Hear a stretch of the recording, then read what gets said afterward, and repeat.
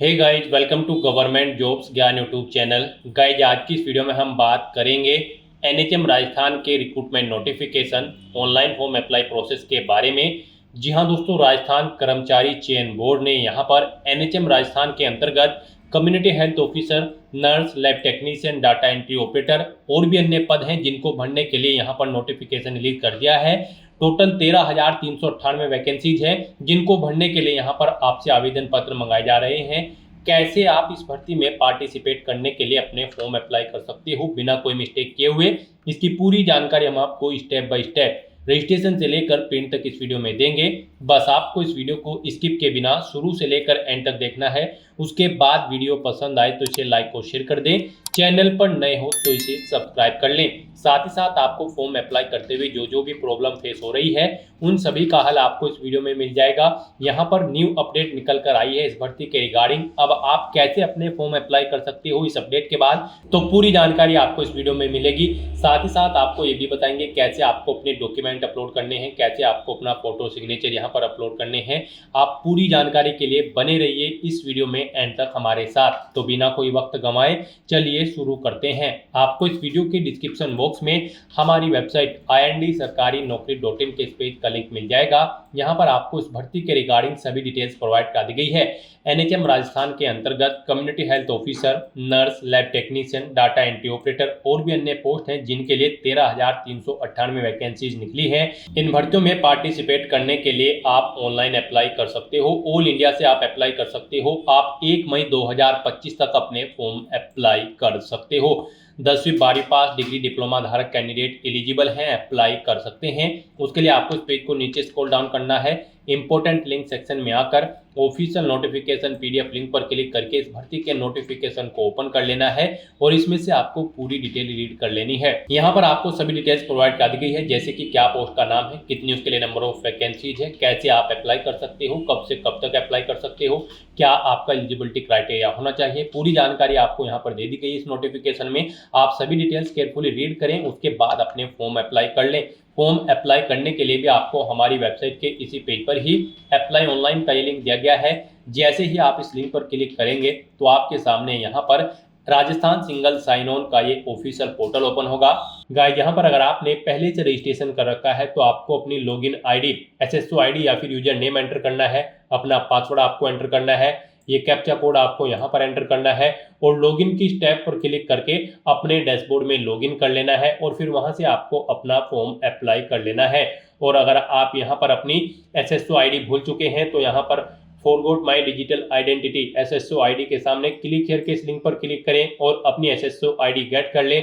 Password भूल चुके हैं तो यहाँ पर भी आप क्लिक करें आई फॉरगॉट माई पासवर्ड के सामने क्लिक हियर लिंक पर और अपना पासवर्ड यहाँ पर आप गेट कर लें। और गाइस, अगर आप इस भर्ती के लिए फर्स्ट टाइम अप्लाई करने जा रहे हो, यानी कि राजस्थान सिंगल साइन ऑन के इस पोर्टल के थ्रू आप किसी भी भर्ती के लिए फर्स्ट टाइम अप्लाई करने जा रहे हो, तो सबसे पहले यहाँ पर आपको अपना रजिस्ट्रेशन करना होगा, वन टाइम रजिस्ट्रेशन। उसके लिए यहाँ पर आपको रजिस्ट्रेशन की स्टेप पर क्लिक करना है। उसके बाद आपके सामने रजिस्ट्रेशन का इंटरफेस ओपन हो जाएगा। यहाँ पर भी आपके पास दो ऑप्शन है। आप सिंपली सिटीजन या फिर उद्योग हैं तो आप इस ऑप्शन पर क्लिक करें। गवर्नमेंट एम्प्लॉय है तो आप इस ऑप्शन पर क्लिक करें, गवर्नमेंट एम्प्लॉय की स्टेप पर। फिर यहाँ पर आप अपना SIPF इस ऑप्शन पर क्लिक करें। फिर आप अपना SIPF नंबर एंटर करें, अपना SIPF का पासवर्ड एंटर करें और नेक्स्ट ऑप्शन पर क्लिक करके अपना रजिस्ट्रेशन की आगे की टास्क कंप्लीट कर ले। गाइस, यहाँ पर अगर आप सिंपली सिटीजन है तो आपको इस ऑप्शन पर क्लिक करना है। फिर यहाँ पर आपको रजिस्ट्रेशन करने के लिए दो ऑप्शन मिलेंगे। आप यहाँ पर जन आधार और गूगल के थ्रू अपना रजिस्ट्रेशन कर सकते हो। जन आधार के थ्रू केवल राजस्थान रेजिडेंट के कैंडिडेट ही अपना रजिस्ट्रेशन कर सकते हैं और गूगल के थ्रू यहाँ पर राजस्थान के साथ साथ सभी स्टेट के कैंडिडेट अपना वन टाइम रजिस्ट्रेशन कर सकते हैं। तो यहाँ पर आपको गूगल के इस ऑप्शन पर क्लिक करना है। उसके बाद आपके सामने कुछ इस तरह से इंटरफेस ओपन होगा। अब यहाँ पर आपको अपनी जीमेल आईडी एंटर करनी है और फिर आपको नेक्स्ट के इस ऑप्शन पर क्लिक कर देना है। उसके बाद यहाँ पर आपको कंटिन्यू की स्टेप पर क्लिक करना है। नेक्स्ट आपके सामने कुछ इस तरह से इंटरफेस शो होगा। आपकी ईमेल आईडी के शुरू के कैरेक्टर को यहाँ पर आपका एसएसओ आईडी या फिर यूजर नेम सेट कर दिया गया है एसएसओ की तरफ से। अगर इसमें आप चेंज करना चाहते हैं तो आप अपने अकॉर्डिंग ABCDXYZ कुछ भी आप इसमें चेंज कर सकते हो। और फिर यहाँ पर अगर ये ग्रीन कलर में है तो यानी कि ये यूजर नेम अवेलेबल है, और अगर ये रेड कलर में होगा और यहाँ पर क्रॉस का निशान होगा तो फिर ये अवेलेबल नहीं होगा। आपको उसमें कुछ चेंज करना होगा और अपने अकॉर्डिंग यहाँ पर आपको अपना यूजर नेम सेट कर लेना है। उसके बाद यहाँ पर आपको अपना पासवर्ड एंटर करना है। गाइस यहाँ पर आपका पासवर्ड 8 से 30 कैरेक्टर के बीच में होना चाहिए। यहाँ पर आपको पासवर्ड की गाइडलाइन दी गई है। इस गाइडलाइन के अकॉर्डिंग आपको अपना पासवर्ड यहाँ पर रेडी करना है। आपको कुछ इस फॉर्मेट में अपना पासवर्ड यहाँ पर रेडी करना है। मीन्स आपका पासवर्ड यहाँ पर अल्फा न्यूमेरिक फॉर्मेट में होना चाहिए। आपके पासवर्ड में कम से कम एक अपर केस कैरेक्टर, एक लोअर केस कैरेक्टर, एक इंटीजर नंबर और एक स्पेशल कैरेक्टर जैसे कि @ या फिर डॉलर होना चाहिए। तो इस फॉर्मेट में यहाँ पर आपको अपना पासवर्ड सेट करना है। वही पासवर्ड आपको कंफर्म पासवर्ड फील्ड में एंटर करना है। उसके बाद यहाँ पर आपको अपना मोबाइल नंबर एंटर करना है। फिर आपको इसे नीचे स्क्रॉल डाउन करना है। फिर यहाँ पर आपको अपना मोबाइल नंबर एंटर करना है या फिर ईमेल आईडी एंटर करनी है। और उसके बाद गाइस यहाँ पर आपको रजिस्टर की इस टैब पर क्लिक कर देना है। इस तरह से यहाँ पर आपका रजिस्ट्रेशन सक्सेसफुली कंप्लीट हो जाएगा। आपको एक यूजर आईडी और पासवर्ड आपके रजिस्टर्ड मोबाइल नंबर पर सबमिट कर दिया गया है। आपको उसे केयरफुली नोट डाउन करके रख लेना है फ्यूचर यूज के लिए। और यहाँ पर अब आपको ओके के इस बटन पर क्लिक करना है। नेक्स्ट आपके सामने कुछ इस तरह से इंटरफेस ओपन होगा। गाइस यहाँ पर अब आपको अपनी SSO ID या फिर यूजर नेम एंटर करना है। उसके बाद आपको अपना पासवर्ड एंटर करना है जो आपके मोबाइल नंबर पर आया है या फिर आपने जो क्रिएट किया है। उसके बाद आपको ये कैप्चा कोड यहाँ पर एंटर करना है और फिर आपको यहाँ पर लॉगिन की इस टैब पर क्लिक कर देना है। और गाइस यहाँ पर अगर आप अपनी SSO ID भूल गए हैं या फिर पासवर्ड भूल गए हैं तो यहाँ पर आप I forget my digital identity SSO ID के सामने क्लिक करके इस लिंक पर क्लिक करें और फिर यहाँ पर आप अपनी बेसिक डिटेल्स प्रोवाइड कराते हुए अपनी SSO ID गेट कर ले। पासवर्ड भूल चुके हैं तो उसके लिए भी आप क्लिक करके इस लिंक पर क्लिक करके अपना पासवर्ड गेट कर सकते हैं। अगर मल्टीपल SSO ID है तो आप क्लिक है टू मर्ज इस ऑप्शन पर क्लिक करके अपनी SSO ID यहाँ पर मर्ज कर सकते हैं। तो बस यहाँ पर अब आपको अपनी यूजर आईडी और पासवर्ड एंटर करके और ये कैप्चा कोड एंटर करके अपने डैशबोर्ड में लॉगिन करना है। नेक्स्ट आपके सामने कुछ इस तरह से इंटरफेस ओपन होगा। गाइस यहाँ पर अब आपको अपनी प्रोफाइल अपडेट करनी है। सबसे पहले यहाँ पर अगर आप अपना फोटो ऐड करना चाहते हैं तो आप इस फोटो पर क्लिक करें। फिर यहाँ पर आप इस फोटो पर क्लिक करें। उसके बाद यहाँ पर आप इस ऑप्शन पर क्लिक करें और अपना फोटो सेलेक्ट करके यहाँ पर आप उसे अपडेट कर सकते हैं। अपना प्रोफाइल फोटो यानी कि आप यहाँ पर सेट कर सकते हो। उसके बाद यहाँ पर आप अपना फर्स्ट नेम चेंज करना चाहते हैं तो इसे आप चेंज कर सकते हैं। लास्ट नेम चेंज करना चाहते हैं तो इसे आप चेंज कर सकते हैं। उसके बाद यहाँ पर आपका जो डिस्प्ले नेम, आपकी प्रोफाइल का जो डिस्प्ले नेम होगा वो यहाँ पर आप एंटर कर दें। इसे आप अपने अकॉर्डिंग यहाँ पर सेट कर सकते हैं। फिर यहाँ पर आपको अपनी डेट ऑफ बर्थ इस कैलेंडर में से सिलेक्ट कर लेनी है। उसके बाद यहाँ पर आपको अपना जेंडर सिलेक्ट करना है, आप मेल हो, फीमेल हो या फिर ट्रांसजेंडर या फिर अदर। उसके बाद यहाँ पर आपको अपना मोबाइल नंबर एंटर करना है। यहाँ पर आप इस ऑप्शन पर क्लिक करें, अपना मोबाइल नंबर एंटर करें और फिर आप सेंड OTP ऑप्शन पर क्लिक करें। उसके बाद आपके रजिस्टर्ड मोबाइल नंबर पर एक OTP जाएगा। वो OTP आपको यहाँ पर वेरीफाई करना है। तो यहाँ पर आपको अपना OTP एंटर करना है जो आपके मोबाइल नंबर पर आया है और उसके बाद आपको यहाँ पर वैलिडेट OTP के इस ऑप्शन पर क्लिक करके अपना मोबाइल नंबर यहाँ पर वेरीफाई कर लेना है। फिर यहाँ पर अगर आपके पास कोई लैंडलाइन नंबर है तो आप एंटर कर सकते हैं, नहीं है तो आप इस कॉलम को खाली छोड़ दें। फिर यहाँ पर आपको अपना एड्रेस एंटर करना है। उसके बाद आपको अपना पोस्टल कोड देना है, अपनी सिटी या फिर डिस्ट्रिक्ट यहाँ पर आप एंटर करें। और गाइस यहाँ पर उसके बाद आप अपना स्टेट सिलेक्ट कर लें, जिस स्टेट से आप बिलोंग करते हैं। उसके बाद अगर आप राजस्थान स्टेट के कैंडिडेट हैं तो आप अपनी जन आधार ID या फिर इनरोलमेंट ID यहाँ पर एंटर करें। आप इस ऑप्शन पर क्लिक करें, अपनी जन आधार ID या फिर इनरोलमेंट ID यहाँ पर एंटर करें और फैच मेंबर्स ऑप्शन पर क्लिक करके अपनी डिटेल यहाँ पर फैच कर ले। फिर यहाँ पर अगर आप राजस्थान स्टेट के कैंडिडेट हैं तो यहाँ पर आपको अपना संस्था आधार नंबर एंटर करना है। आप इस ऑप्शन पर क्लिक करें, अपना संस्था आधार नंबर एंटर करें, सेंड OTP ऑप्शन पर क्लिक करें। आपके मोबाइल नंबर पर एक OTP आएगा जो आपके संस्था आधार नंबर से लिंक है। वो OTP आप यहाँ पर एंटर करके उसे वेरीफाई कर ले। और उसके बाद गाइस यहाँ पर आप अपडेट के इस बटन पर क्लिक करके अपने प्रोफाइल की सभी डिटेल्स यहाँ पर अपडेट कर दें। इस तरह से यहाँ पर आपकी SSO की जो प्रोफाइल है वो सक्सेसफुली अपडेट हो चुकी है। अब यहाँ पर आप ओके के बटन पर क्लिक करें। नेक्स्ट आपके सामने यहाँ पर कुछ इस तरह से इंटरफेस ओपन होगा। अब यहाँ पर आपको रिक्रूटमेंट पोर्टल सर्च करना है। आप कंट्रोल F यहाँ पर प्रेस करें, REC एंटर करें। उसके बाद यहाँ पर आपको रिक्रूटमेंट पोर्टल का ये ऑप्शन मिलेगा, आप इस लिंक पर क्लिक कर दें। नेक्स्ट आपके सामने कुछ इस तरह से इंटरफेस ओपन होगा। अब यहाँ पर आने के बाद आपको वन टाइम रजिस्ट्रेशन के इस लिंक पर क्लिक करना है। उसके बाद आपके सामने यहाँ पर कुछ इस तरह से इंटरफेस ओपन होगा। अब यहाँ पर आपको अपने वन टाइम रजिस्ट्रेशन की डिटेल प्रोवाइड करानी है। अब यहाँ पर आपसे सबसे पहले पूछा गया है कि क्या आप राजस्थान स्टेट के निवासी हैं, अगर हैं तो यस करें और फिर यहाँ पर आप अपनी जन आधार या फिर एक्नॉलेजमेंट आईडी एंटर करके फैच मेंबर ऑप्शन पर क्लिक करें और अपनी डिटेल यहाँ पर फैच कर लें। और अगर आप राजस्थान के निवासी नहीं हैं तो यहाँ पर आपको नो ऑप्शन सेलेक्ट करना है। उसके बाद यहाँ पर आपको अपना आधार नंबर एंटर करना है और फिर यहाँ पर आपको एग्री की स्टेप पर क्लिक कर देना है।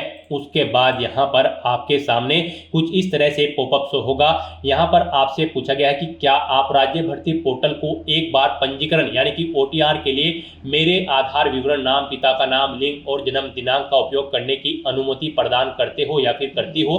तो आपको इस चेकबॉक्स को ओके करना है और फिर आपको सेंड OTP के इस ऑप्शन पर क्लिक कर देना है। फिर आपके सामने कुछ इस तरह से इंटरफेस ओपन होगा। अब यहाँ पर आपको अपना आधार वेरीफाई करना है। उसके लिए आपको यहाँ पर इस चेकबॉक्स को ओके करना है और फिर आपको OTP भेजें इस ऑप्शन पर क्लिक कर देना है। उसके बाद यहाँ पर आपके रजिस्टर्ड मोबाइल नंबर पर एक OTP आएगा। उस मोबाइल नंबर पर जिससे आपका आधार लिंक है वो OTP आप यहाँ पर एंटर करें और फिर आप प्रमाणीकरण करें इस ऑप्शन पर आप क्लिक कर दें। इस तरह से यहाँ पर आपका आधार वेरीफाई हो जाएगा और आपकी जो डिटेल्स है वो यहाँ पर आपके आधार से फैच करके फिल कर दी गई है, जैसे कि आपका नाम, आपका जेंडर, आपके फादर का नाम, आपकी डेट ऑफ बर्थ। अब यहाँ पर आपको अपना मोबाइल नंबर एंटर करना है और फिर यहाँ पर आपको gate email from SSO profile इस ऑप्शन पर क्लिक करके अपनी ईमेल आईडी को यहाँ पर फैच कर लेना है। जो आपने रजिस्ट्रेशन टाइम पर अपनी ईमेल आईडी एंटर की थी वो यहाँ पर फैच होके आ जाएगी। फिर यहाँ पर आपको वेरीफाई OTR आपको इस ऑप्शन पर क्लिक कर देना है। फिर यहाँ पर आपको आपकी डिटेल शो कर दी जाएगी। आपकी डिटेल अगर ओके है तो यहाँ पर अब आप फाइनल सबमिट के इस ऑप्शन पर क्लिक कर दें। उसके बाद आपके रजिस्टर्ड मोबाइल नंबर पर एक OTP आएगा। वो OTP आपको यहाँ पर एंटर करना है और उसके बाद आपको यहाँ पर वेरीफाई OTP के इस ऑप्शन पर क्लिक कर देना है। इस तरह से यहाँ पर आपके वन टाइम रजिस्ट्रेशन की डिटेल सक्सेसफुली सेव हो जाएगी। आपको एक रजिस्ट्रेशन नंबर यहाँ पर प्रोवाइड कर दिया गया है, वन टाइम रजिस्ट्रेशन नंबर।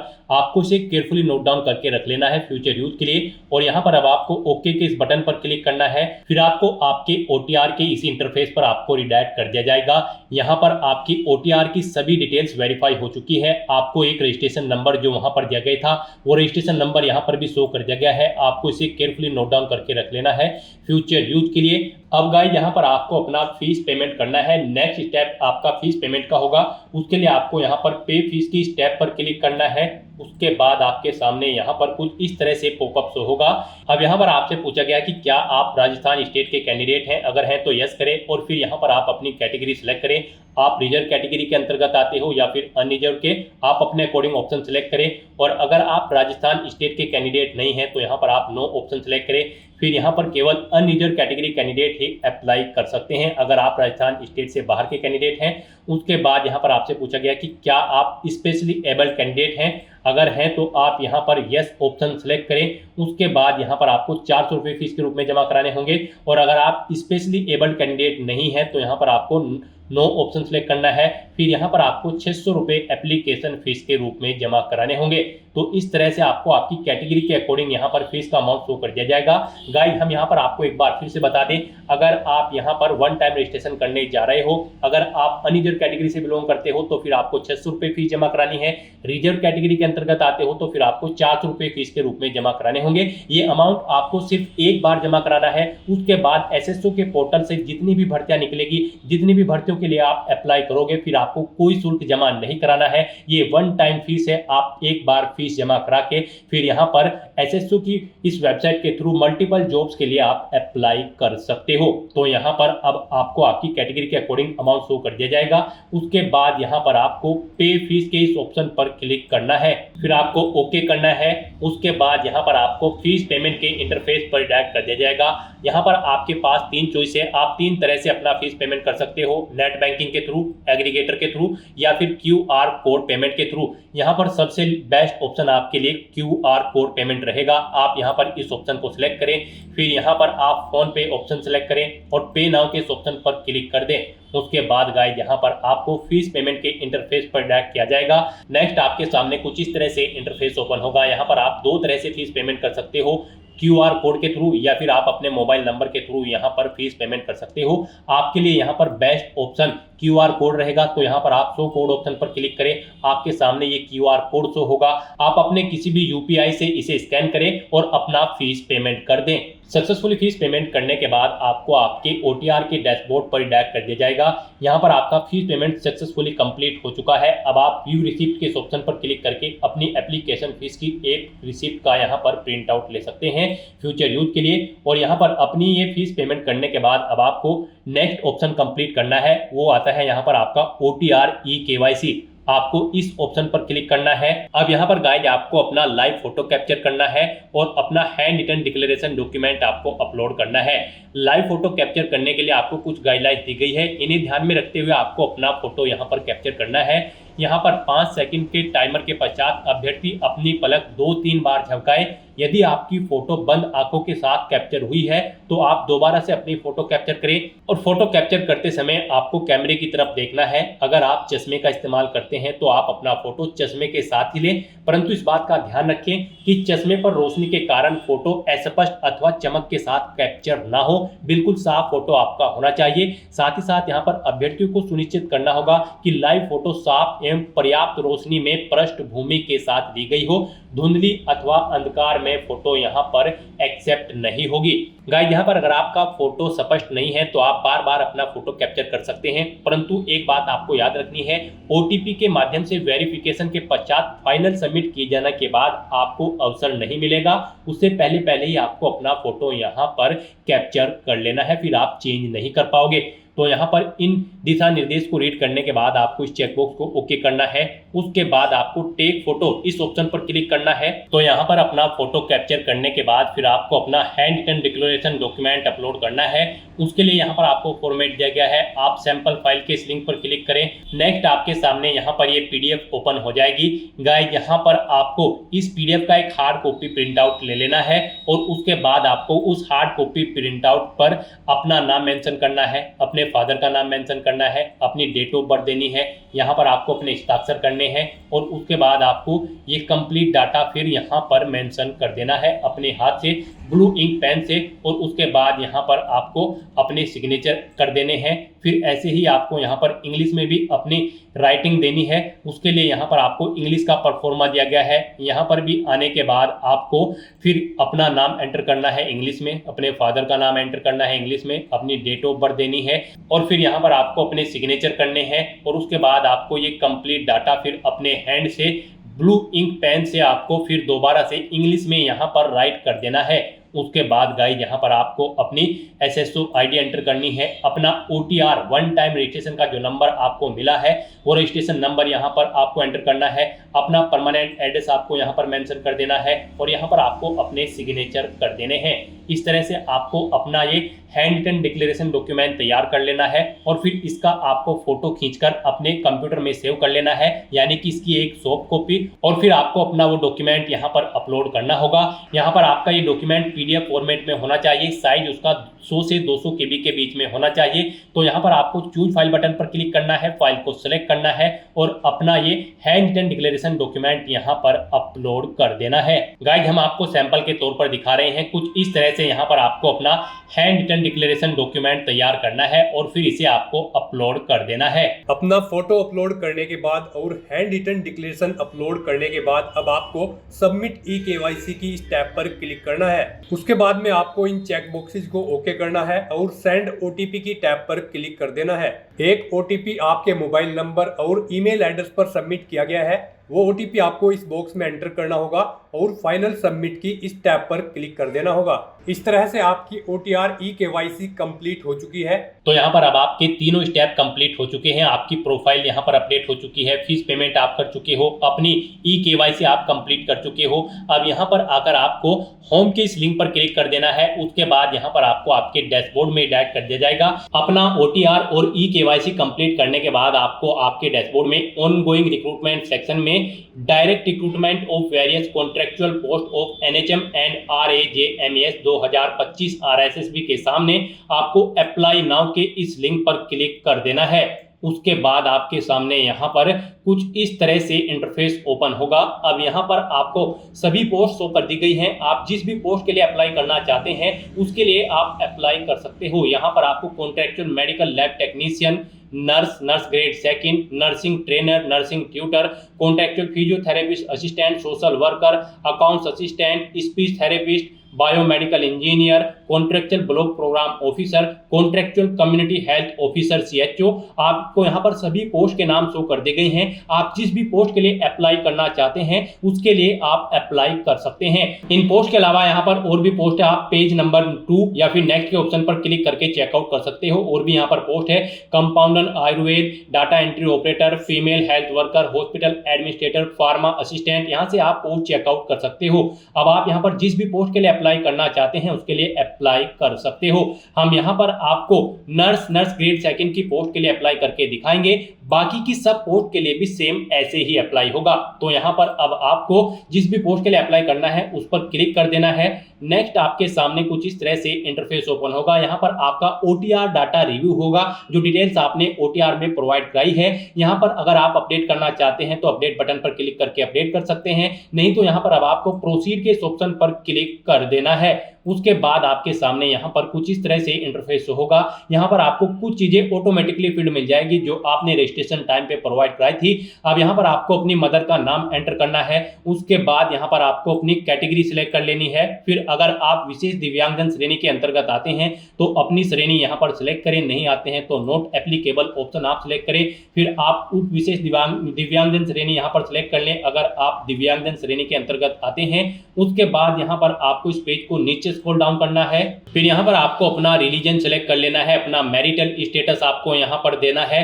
उसके बाद यहाँ पर अगर आप मैरिड हो तो आप अपने जीवन साथी का नाम यहाँ पर प्रोवाइड कराएंगे, नहीं है तो ये आपको डिसेबल्ड कर दिया जाएगा।